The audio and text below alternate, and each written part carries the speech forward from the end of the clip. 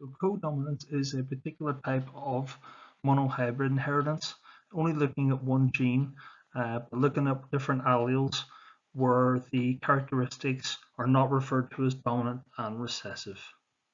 First thing I'd like you to do is to gather your thoughts on monohybrid and dihybrid inheritance from previous presentations, and I'd like you to try and make a list comparing the two types, similarities and differences. Pause the video and you can move on whenever you think you've got as many as you can.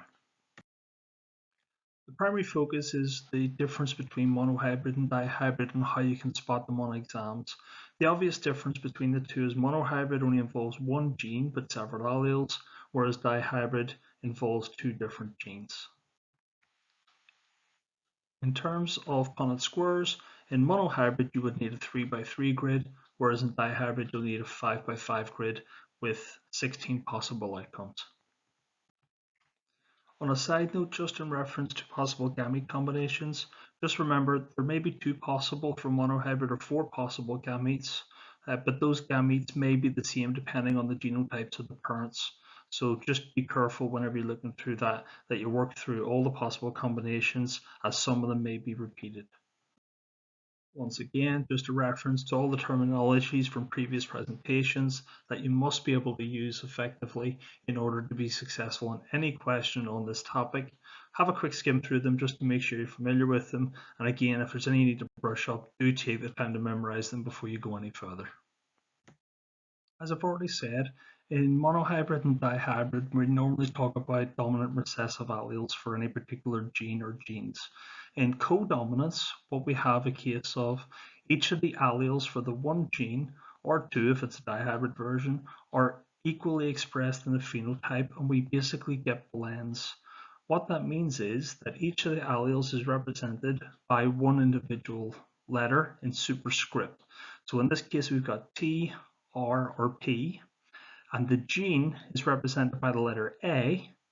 Hence, we've got AT, AR, AP for the 3 different phenotypes, but they're alleles of one particular gene. If the example was dihybrid, we would also have a capital B for the second gene, and again we'd use superscript letters in order to make sure that we could identify each of the alleles of that gene B. So focus on superscript letters to tell the difference between the alleles in codominance. Traditionally, A-level questions around codominance would normally talk about pigment colors, specifically the pigment colors found in flowers of plants, but there's no reason they can't give you any other organism that they deem appropriate. Second thing to look out for is that in this particular case, we're looking at monohybrid inheritance and codominance. There's no reason in the newer specification that they can't talk about codominance occurring in dihybrid inheritance, so just watch out for that one. You'll be able to identify quickly if it's mono or di because they'll be looking at 2 different characteristics, 2 genes. If it's dihybrid, we're only 1 gene. If it's monohybrid. In this particular question, we're looking at a yellow flower and a blue flower, and the plants are bred together and they produce green flowers. In this particular case, what we have to do is pick a letter to represent the gene. Because we don't have dominant and recessive applied in this case, we're not worried about upper and lower case letters looking different, so we can pick anything we want, and the obvious one in this case would be F.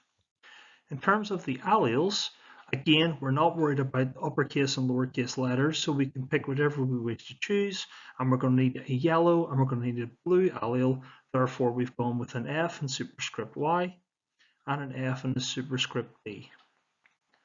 The third thing we're being asked to do is to ensure the alleles, show the alleles for each of the organisms. Now, number 1, remember each organism has 2 alleles. So you need 2 alleles for each of the different phenotypes. The yellow and blue are easy because they have the same. So I've picked the 2 FYs for the yellow and 2 F and B for the blue. Where we need to be careful is the green. Do not use the term heterozygous. I repeat that, do not use the term heterozygous. Heterozygous only applies when we have dominant and recessive alleles. In this particular case, we simply say that the green flower took an FY allele from one parent and an FB allele from the other parent, and that's the combination that have produced the green flowers. In the question, it says that you must use a genetic diagram to explain. If you don't include a Punnett square in your answer, you are going to lose marks. It's as simple as that.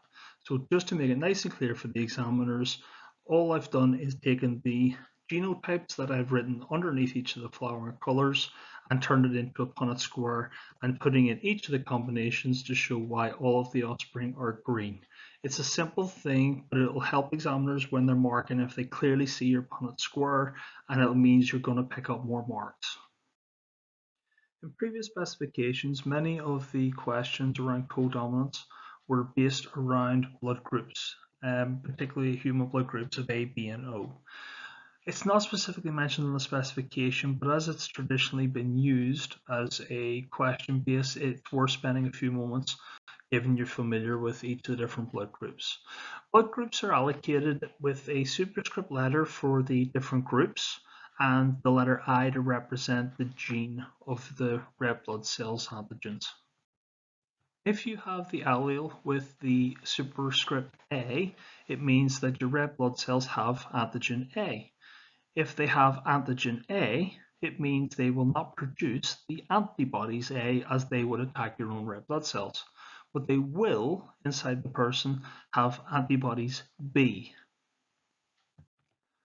If you are blood group and you are the letter I and superscript B, you will have the antigen B, which means that you will not produce the antibodies B because they would attack your own red blood cells, but you will have the antibodies A present inside that person's blood. Again, we can have a combination where you have one of the A alleles and one of the B alleles, which means that you have red blood cells with antigen A and antigen B. Therefore, there are no antibodies present in that organism. If you have IO, then the red blood cells do not have any A or B antigens. If there are no A or B antigens, that organism will produce antibodies A and B. What you have to remember is that each of the organisms will have two of the alleles. So if it has an IA and an IO, that is just the same as having two of the IA alleles. And the same is true for IB and IO. It's just the equivalent of two IB alleles because some of the antigens will be present for B. You cannot have an organism producing any antibodies B, but it will produce antibody A because there are no red blood cells with that antigen if you are IB or IB and IO. Again, going back to previous specifications, you needed to be aware about blood donation, and if someone is donating blood and that blood is containing an antigen that the person receiving the blood has an antibody for, when that blood is put into their body, the receiving person's antibodies will attack the blood that has been donated.